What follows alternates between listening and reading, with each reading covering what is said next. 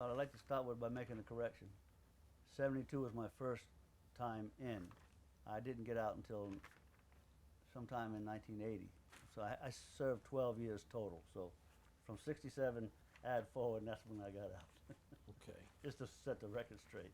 you bet. I went to, I didn't finish high school, so I was 17 when I went in to be enlisted, and went in Rhode Island is where I joined up at, but I've been living in South Carolina, which was Charleston, and I'll be daggum if they didn't send me to Fort Jackson, South Carolina, to be inducted. So I'm right back there at home.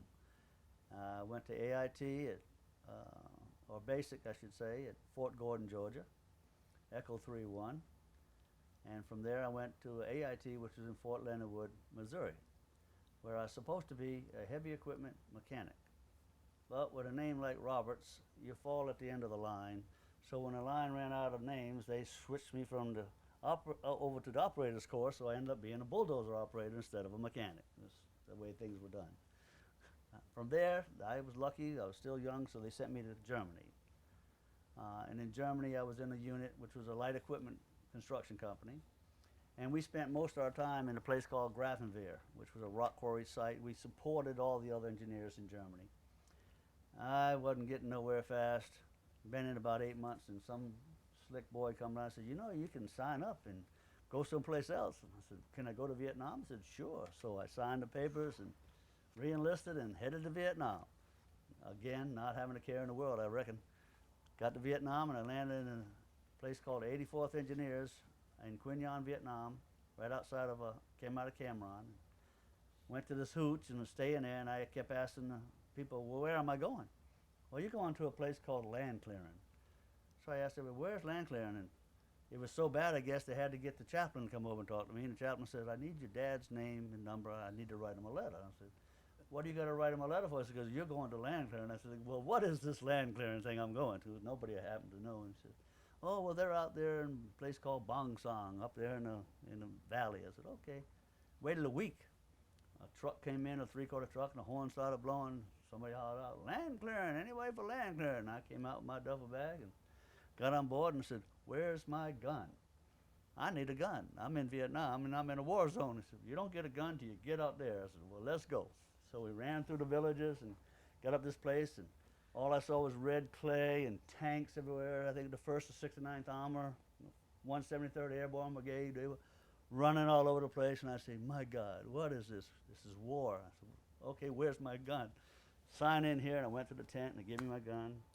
And of course, the first week, besides spending a lot of time in the outhouse, which is get your body acclimated to a new country called Vietnam and the water system, once you got over that, you were good to go. You were a veteran already. So I waited and got through that. And every night I would stay up because the guys on the perimeter would fire hand flares because they heard something. And I'd say, "Somebody's out there. Must be somebody out there. Why would they shoot a flare? They're just not shooting a flare because they want to.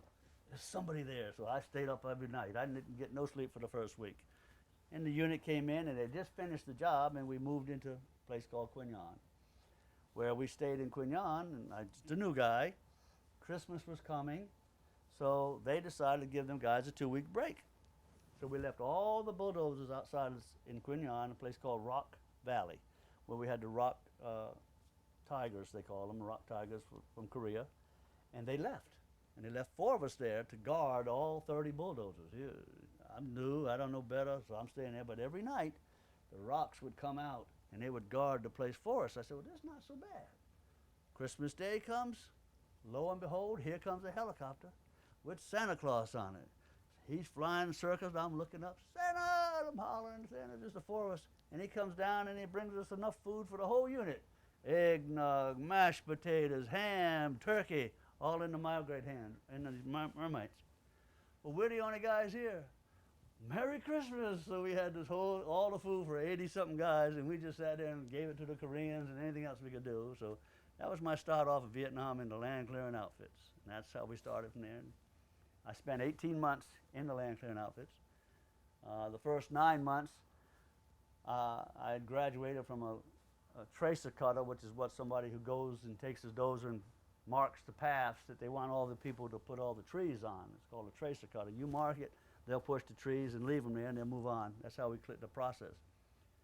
But I graduated, and after 9 months, you kind of get off the bulldozer a little bit. You start walking on the ground, marking the traces, telling the guys where to go. So we do all that, and that was all real fine.